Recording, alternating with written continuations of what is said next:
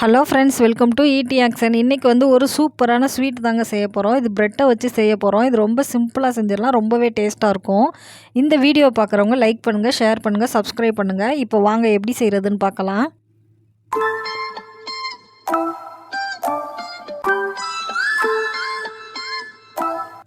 இப்போ இந்த ஸ்வீட் செய்கிறதுக்கு வந்து நான் 3 துண்டு அளவு ப்ரெட்டு தாங்க எடுத்திருக்கேன். ரொம்ப அதிகமாக எடுக்கலை. இங்கே பாருங்கள், 3 ஸ்லைஸ் தான் எடுத்திருக்கேன். இதை வந்து நம்ம துண்டாக கட் பண்ணிக்கிறலாம். இங்கே பாருங்கள், இது வந்து நம்ம கொஞ்சம் சின்ன ஷேப்பாக கட் பண்ணி எடுத்துக்கிறலாம். இது வந்து இப்போ நம்ம பட்டரில் பொரித்து எடுக்க போகிறோம். இங்கே பாருங்கள், இந்த மாதிரி கட் பண்ணிக்கிறலாங்க. இது ரொம்பவே சிம்பிளான ரெசிபி தான், ரொம்ப டேஸ்ட்டாக இருக்கும்.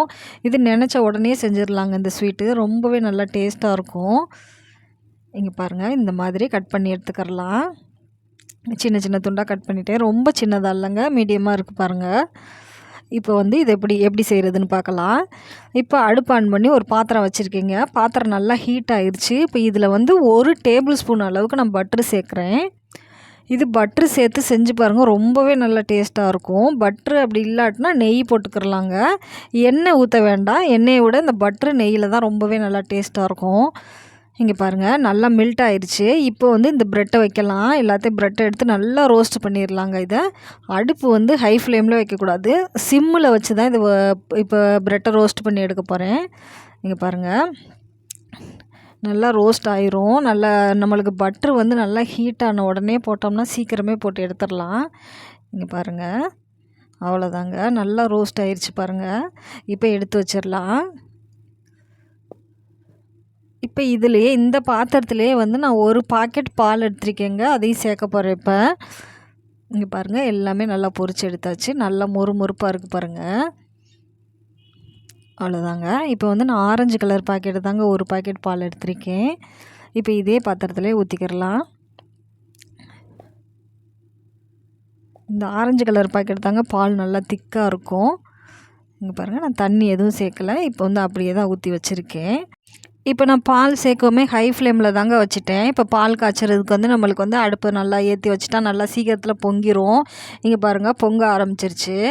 இப்போ பொங்கி வரையில் வந்து நான் மீடியம் ஃப்ளேமில் வச்சுக்கிட்டேங்க. மீடியம் ஃப்ளேமில் வச்சு இப்போ கொஞ்சம் பால் வற்றட்டும், நல்லா வற்றட்டும். இங்கே பாருங்கள், இந்த மாதிரி ஆடைங்க வரையில் நல்லா தட்டி விட்டோம்னா நல்லாயிருக்கும். அந்த ஆடையோடு சாப்பிட்றதுக்கு ரொம்பவே நல்லா டேஸ்ட்டாக இருக்கும். இங்கே பாருங்கள், இந்த மாதிரியே நம்ம மீடியம் ஃப்ளேமில் வச்சு நல்லா கொதிக்கட்டும். இங்கே பாருங்கள், இந்த மாதிரி பொங்கி வரையில் வந்து இப்படி ஆடைகளை இப்படி உள்ளே எடுத்து விடுங்க, நல்லா டேஸ்ட்டாக இருக்கும். இந்த மாதிரி அகலமான பாத்திரத்தில் நம்ம ஊற்றி வந்து காய்ச்சல் வந்து சீக்கிரமே ரெடி ஆயிரும். அதுக்காக தான் நான் இப்போ இந்த மாதிரி அகலமான பாத்திரத்தில் பால் காய்ச்சிறேன். இப்போ பாருங்கள், கொஞ்சம் வற்றி வந்துருச்சு. இப்போ நான் கலருக்கு வந்து நான் எல்லோ கலர் கொடுக்குறேங்க. லைட்டாக ஒரு பிஞ்ச் அளவு தான் சேர்க்குறேன் கலரு. இப்போ அதையும் சேர்த்து நல்லா மிக்ஸ் பண்ணிடலாம். இப்போ பாருங்கள், பால் வந்து பாதியாகவே வற்றி வந்துருச்சு நல்லா.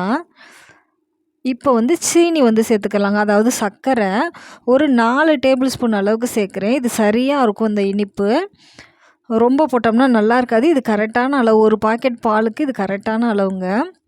இங்கே பாருங்கள், 4 டேபிள் ஸ்பூன் எடுத்து இப்போ அதையுமே நல்லா கரைச்சி விட்டுக்கிறலாம். இப்போ அதுவும் சேர்ந்து கொஞ்சம் வற்றி வரட்டும் பால். இப்போ பால் வந்து நம்ம 1/2 லிட்டர் பால் ஊற்றணும். நம்மளுக்கு வந்து 200 கிராம் அளவுக்கு வர்ற வரைக்கும் வற்றணுங்க. அப்போ தான் நல்லா டேஸ்ட்டாக இருக்கும். பாசந்தி மாதிரி வந்துடும் நல்லா. இங்கே பாருங்கள், கலருமே வந்து நான் ரொம்ப சேர்க்கலை, லைட் கலராக தான் சேர்த்துருக்கேன். அதுதான் நல்லாயிருக்கும். ரொம்ப டார்க்காக இருந்தால் எப்படியோ இருக்குங்க, நல்லா இருக்காது. இங்கே பாருங்கள், பால் நல்லா வற்றி வந்துருச்சு பாருங்கள். நம்ம ஊற்றின பால் வந்து இப்போ 200 கிராம் அளவுக்கு வந்து நல்லா வற்றிருச்சு. இப்போ நல்லா ஆடை எதுவுமாவும் நல்லா இருக்குது பாருங்கள். இப்போ வந்து நான் அடுப்பை ஆஃப் பண்ணிட்டேங்க. இங்கே பாருங்கள், அடுப்பை ஆஃப் பண்ணியாச்சு. ஆஃப் பண்ணிவிட்டு தான் இப்போ இதில் வந்து வெண்ணிலா எசன்ஸ் சேர்க்க போகிறேன். ஒரு 3 சொட்டு அளவுக்கு தாங்க சேர்க்குறேன். உங்களுக்கு வெண்ணிலா எசன்ஸ் பிடிக்காட்டி ஏலக்காய் தூள் சேர்த்துக்கலாம் கொஞ்சம்.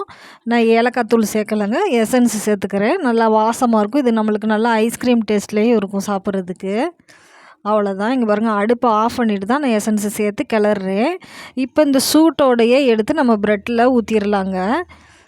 இப்போ பாருங்கள், நான் வந்து ஒரு ஸ்வீட் டப்பா தான் எடுத்திருக்கேன்.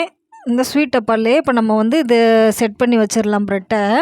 இப்போ அடியில் வந்து கொஞ்சம் ஊற்றிக்கிறலாங்க, இந்த பால் கொஞ்சம் சேர்த்துக்கிறலாம்.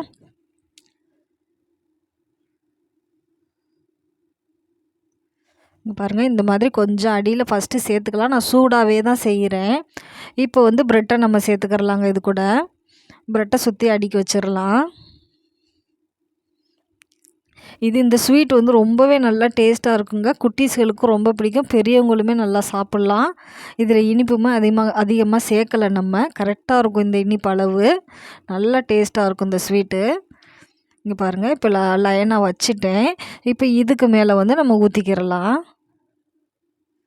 சூடோடையே செஞ்சிடணுங்க. சூடோடு செய்யலை, நல்லா அது ப்ரெட்டில் நல்லா ஊறி ரொம்பவே நல்லா டேஸ்ட்டாக இருக்கும். இங்கே பாருங்கள், இந்த மாதிரி ஊற்றிக்கிறலாம். ஊற்றிட்டு இப்போ இந்த மீதம் இருக்கிற ப்ரெட்டையும் மேலே வச்சு விட்டுறலாம். பாருங்கள், மீதம் இருக்குது, அந்த ப்ரெட்டையும் சேர்த்துக்கிறலாங்க. நான் இப்போ செஞ்ச அளவே தாங்க. நம்ம உங்களுக்கு நிறையா வேணுன்னா 2 பாக்கெட்டு ஒரு 6 ப்ரெட்டு ஸ்லைஸ் எடுத்துட்டோன்னா போதும். ரொம்ப தாராளமாக 6, 7 பேர் சாப்பிட்லாம் அந்த ஸ்வீட்டு. இது 4 பேர் நல்லா தாராளமாக சாப்பிட்டோங்க. இது ரொம்பவே நல்லா டேஸ்ட்டாக இருந்துச்சு இந்த ஸ்வீட்டு. இங்கே பாருங்கள், இப்போ மீதம் உள்ள ப்ரெட்டையும் சேர்த்தாச்சு. இந்த மீதம் உள்ள பால் எல்லாத்தையுமே நம்ம ஃபுல்லாக ஊற்றிடலாங்க. ஊற்றிட்டு இப்போ வந்து நான் பாதாம் பருப்பு லைட்டாக துருவி போடுறேன். நம்மளுக்கு தேவைப்பட்டால் சேர்த்துக்கிறலாங்க, இல்லாட்டி விட்டுறலாம். அப்படியே கூட சாப்பிட்லாம், ரொம்பவே நல்லா டேஸ்ட்டாக இருக்கும். இங்கே பாருங்கள், நான் கொஞ்சமாக தூவி விட்றேன் அது மேலே. அவ்வளோதான். இது வந்து ஒரு 10 நிமிஷம் நல்லா ஊறுச்சுன்னா போதுங்க, ரொம்பவே சூப்பராக இருக்கும். அதே போல் நம்ம ஃப்ரிட்ஜில் வச்சு சாப்பிட்லாங்க, ரொம்ப நல்லா டேஸ்ட்டாக இருக்கும். பிள்ளைகளுக்கெலாம் நல்லா ஐஸ்கிரீம் மாதிரியே இருக்கும். இங்கே பாருங்கள், நான் ஒரு 5 நிமிஷம் தாங்க இப்போ ஊறி இருக்கு. நான் எடுத்து காட்டுறேன் பாருங்கள். இது இன்னும் நேராக ஊறையில் வந்து ரொம்ப நல்லா டேஸ்ட்டாக இருக்கும். நான் இப்போ உங்களுக்காக எடுத்து காட்டேன். ஒரு 5 நிமிஷம் தான் ஆகுது. இங்கே பாருங்கள், ரொம்பவே சூப்பராக இருக்கும் டேஸ்ட்டாக. இது நாங்கள் சாப்பிட்டு பார்த்தவங்க ரொம்ப அருமையாக இருந்துச்சு. நீங்களே இதே போல் ட்ரை பண்ணி பாருங்கள். நம்மளுக்கு எப்படி இருந்துச்சுன்னு மறக்காமல் கமெண்டில் சொல்லுங்கள் ஃப்ரெண்ட்ஸ். தேங்க்யூ ஃபார் வாட்சிங்.